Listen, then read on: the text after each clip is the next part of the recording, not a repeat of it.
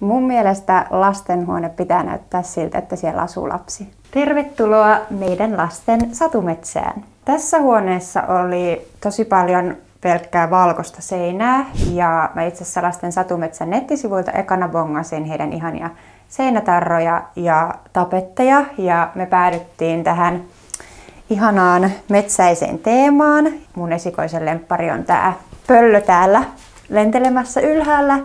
Mä huomaan, että mun oma tyyli meillä muualla kotona on tosi minimalistinen ja neutraali, mutta sitten kun mä ajattelen meidän lastenhuonetta, niin mä mietin enemmänkin, että mikä on lapselle hyödyllistä ja mikä on lapsen silmään kiinnostavaa.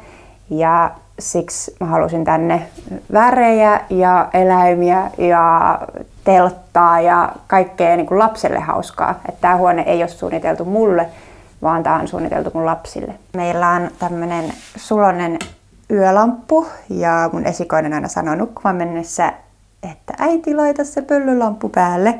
Niin tämä on meidän kuuluisa pöllölamppu. Poika rakastaa lukea kirjoja ja mä rakastan lukea hänelle kirjoja.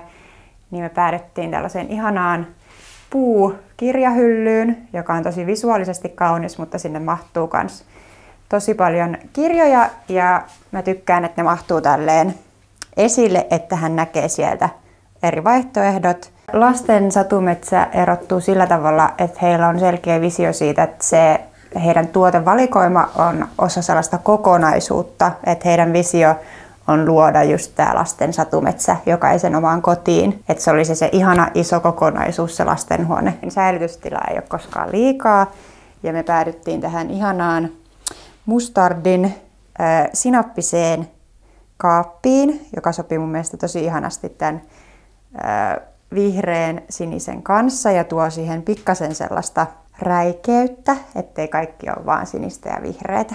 Tämä suunnitteluprosessi me tehtiin yhdessä mun visiosta ja sitten Lasten satumetsän Svetlanan ja Olesian näkemyksestä. Ja me tehtiin niin, että mä vähän kerroin, mistä mä tykkään ja mitä mä tänne kuvittelin, että miltä tämä näyttäisi ja mitä me tarvitaan.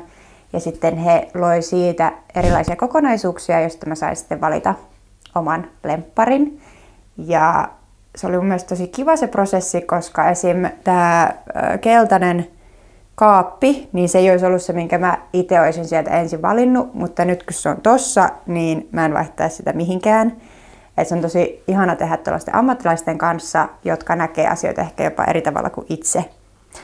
Mutta tää on niin täydellinen ja siis meidän pojan reaktio, kun hän ekan kerran käveli tänne, oli niin ihana, että tää on ollut niin onnistunut ja tää on edelleenkin yksi hänen lempipaikoista hengailla. Tää on mulle ehkä vähän pieni, mutta tää on meidän pojalle täydellinen ja mä oon huomannut, että kun häntä vähän väsyttää ja ei jaksa enää leikkiä pikkuautoilla tai juosta tuolla ympärinsä, niin hän itse asiassa hakeutuu tänne ihan itekseen ja tykkää täällä vaan hengailla.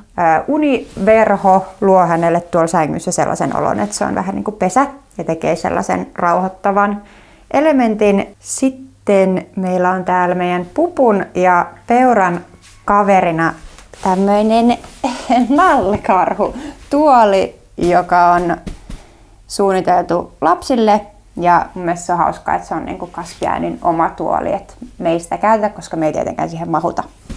Mutta tää on myös osa tätä meidän ihanaa lukunurkkausta, että jos ei halua tuonne telttaan mennä, niin sitten voi istuskella tässä.